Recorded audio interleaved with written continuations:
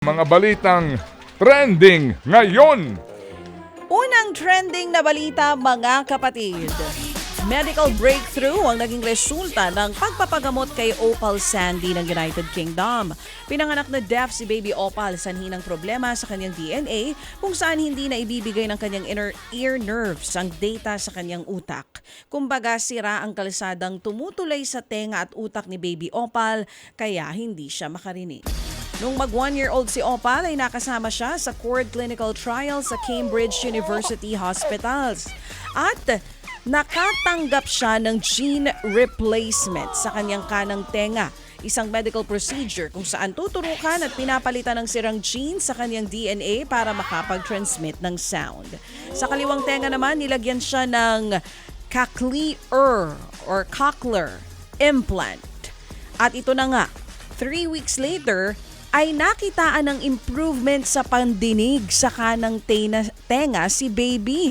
At 6 months after ng kanyang treatment, nakakabigkas na rin siya ng mama at papa. Ang galing naman. Si baby Opal po ang unang nakatanggap ng ganitong klaseng gene therapy sa buong mundo. At may mga ospital sa Amerika, UK, Espanya at China na nagsasagawa ng trials ngayon para sa kaparehong gamutan. Uy, ang galing naman Medical yan. breakthrough talaga. Yes. At malaking Sana ano po din. ito, malaking pagbabago sa buhay ng bata. Ay opo, kasi nga ang mga may kapansanan po sa pagpandinig ay automatic yan. Meron kang kapansanan sa pananalita mo kasi Yun nga, na nga.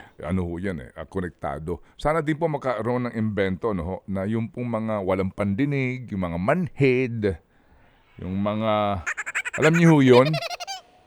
Yung mga walang pakialam sa kapwa, na kahirapan ng mga Pilipino. Uy, kalmahan mo naman. Patapos na tayo at eh. trending Tsaka pa- may isa pang trending at na iso- balita. O sige, maupo ka muna dyan. Ito pa ang isang nililihis trending. mo eh. Hindi, ikaw ang naglilihis. Isa pang trending na balita, mga kapatid. Panibagong pamamaraan ng paglutas ng climate change ang ginagawa po sa Iceland. Meet Mammoth, ang planta na humihigop sa hangin at sa prosesong tinatawag na desorption, na-filter at natatanggal ang carbon mula rito. At ang clean air naman ay inilalabas habang ang captured carbon ay binabaon sa ilalim ng lupa.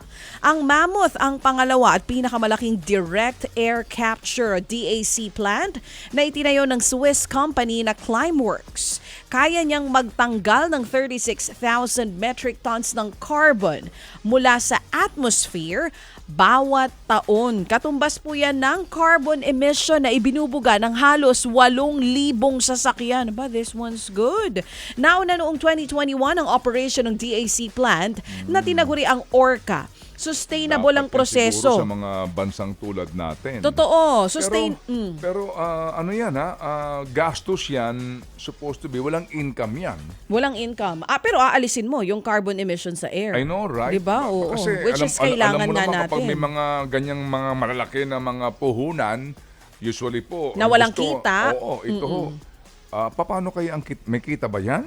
You- Nagbabayad ba dyan ng ang Iceland government? Eto Mukhang nga. hindi. Pero ang ganda ng Anong sinasabi? project. Anong kumpanya yan? Si DAC. Ang gumawa nito ay Swiss company na Climeworks. Okay. Oo. So ito nga, sustainable. Saan sa Iceland ito? Walang specific sa Iceland kung saan mismo, pero pangalawa na po ito na ginawa ng Swiss company na Climeworks. At sustainable nga po ang process na ito dahil geothermal energy ang ginagamit para mapatakbo ang Mammoth at ang Orca.